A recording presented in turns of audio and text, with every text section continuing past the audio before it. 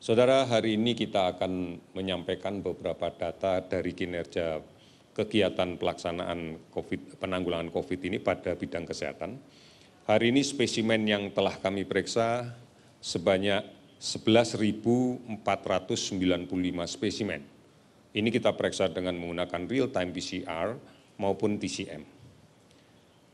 Dari jumlah spesimen yang kita periksa sebanyak itu, kurang lebih akumulasinya sampai dengan saat ini sudah mencapai 289.906 spesimen.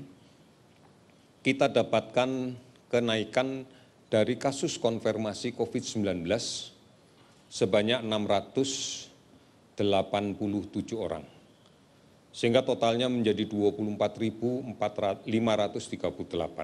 Kalau kemudian kita perhatikan betul, kenaikan ini kita dapatkan cukup banyak di Provinsi Jawa Timur, ini ada 171 kasus, kemudian di Kalimantan Selatan ada 116 kasus, di DKI Jakarta 105, DKI Jakarta ini didominasi oleh saudara-saudara kita yang baru kembali karena bekerja di luar negeri, dan kita harus melakukan screening terhadap mereka. Dan hari ini cukup banyak juga yang kita dapatkan dan seluruhnya kita rawat di Rumah Sakit Darurat Wisma Atlet. Kemudian Sulawesi Selatan juga meningkat 46, kemudian di Sumatera Utara ada 30 kasus. Sementara kalau kita perhatikan provinsi yang tidak ada kenaikan sama sekali, tidak ada penambahan kasus sama sekali, atau tidak ada kasus sama sekali yang kita dapatkan adalah Bangka Belitung, DIY, Yogyakarta, Jambi, Kalimantan Utara, Lampung, Riau, Sulawesi Barat, Nusa Tenggara Timur tidak ada kasus sama sekali. Sementara ada 3 provinsi dengan penambahan kasus 1, yaitu Aceh, Kalimantan Barat, Kalimantan Timur. Kalau kemudian kita hitung dari hari ke hari, maka terlihat bahwa memang hari ini penambahan yang cukup banyak itu adalah Kalimantan Selatan, karena kemarin 73, sekarang menjadi 116. Sementara kalau kita lihat Jawa Timur memang saat ini paling tinggi, tetapi sebenarnya hakikatnya kemarin itu 199, sekarang menjadi 171. Artinya ada penurunan dibanding dengan kemarin. Saudara-saudara sekalian, inilah yang menjadi perhatian kita, bahwa masih ada beberapa daerah yang memang gambaran grafiknya sudah mulai menurun, ada yang melandai, tetapi ada beberapa yang naik. Kita memaklumi kondisi ini, karena memang dinamika sosial yang berada di provinsi satu dengan yang lain tidak sama. Saudara-saudara sekalian, sudah ada 412 kabupaten kota yang terdampak di 34 provinsi. Kasus sembuh meningkat dari 183 orang, sehingga totalnya menjadi 6.240 orang. Kasus meninggal 23 orang, sehingga totalnya menjadi 1.496 orang.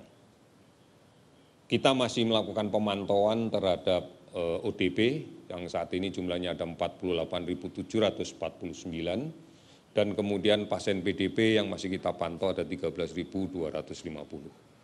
Di beberapa provinsi yang angkanya meningkat memang menjadi fokus perhatian kita, seperti Jawa Timur misalnya sudah mulai dioperasionalkan rumah sakit darurat COVID-19, dan kapasitas tempat tidurnya akan terus kita tambah. Kemudian kemarin juga sudah dikirimkan 2 mobil untuk membantu pelaksanaan pemeriksaan laboratorium dengan PCR. Ini yang menjadi atensi kita, menjadi perhatian kita. Namun secara keseluruhan kalau kita lihat gambarannya memang kasus-kasus baru ini sebagai gambaran bahwa proses penularan masih terjadi. Artinya kita memang harus betul-betul lebih berdisiplin kembali untuk mematuhi seluruh anjuran pemerintah. Kita harus mulai mengaktifkan kembali cara-cara hidup dengan kenormalan yang baru. Oleh karena itu, kami ingatkan sekali lagi, yang pertama, jaga jarak. Kemudian yang kedua, cuci tangan secara sering dengan menggunakan sabun dan air yang mengalir.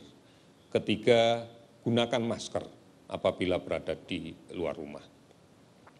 Kemudian inilah yang harus kita lakukan dan kita ingatkan kepada seluruh saudara-saudara kita, Pemerintah sudah mulai menyusun bagaimana skenario untuk kemudian kita mulai produktif kembali. Bukan hanya di bidang ekonomi, tetapi juga kita kembali lagi mulai memikirkan bagaimana proses pendidikan pembelajaran di sekolah, di kampus sudah mulai harus kita hidupkan kembali, kita jalankan kembali. Bagaimana kemudian kegiatan beribadah di rumah-rumah ibadah juga kita kembalikan seperti semula. Tentunya ini akan sangat tergantung pada kondisi epidemiologi daerah itu saat ini. Kita tadi sudah bisa melihat, sebagian sudah kami jelaskan bahwa kondisinya tidak sama masing-masing daerah. Oleh karena itu tentunya kajian harus komprehensif di masing-masing daerah. Karena tujuannya adalah pengendalian epidemiologi COVID-19 di daerah itu. Saudara-saudara, terima kasih bahwa selama ini sudah mengikuti informasi yang benar tentang COVID-19, baik di portal covid19.go.id atau kemudian menanyakan melalui call center 119 atau melalui akun media sosial @lawancovid19 atau kemudian melalui beberapa aplikasi online, layanan telemedicine yang lain. Dan saya yakin bahwa berita yang rutin disiarkan oleh Televisi Republik Indonesia dan Radio Republik Indonesia serta disebarluaskan oleh seluruh televisi dan radio swasta yang lainnya ini memberikan informasi yang benar, informasi yang bisa dijadikan pedoman dan bisa dijadikan pegangan bagi semuanya. Oleh karena itu saudara-saudara sekalian, kita harus yakin bahwa disiplin, bahwa kebersamaan, bahwa gotong royong itulah kuncinya. Kita menuju ke era yang harus kita hadapi dengan cara hidup yang baru, dengan persepsi normal yang baru. Ini kuncinya. Kami yakin kita bisa. Yakin kita bisa. Indonesia pasti bisa. Sekian, terima kasih.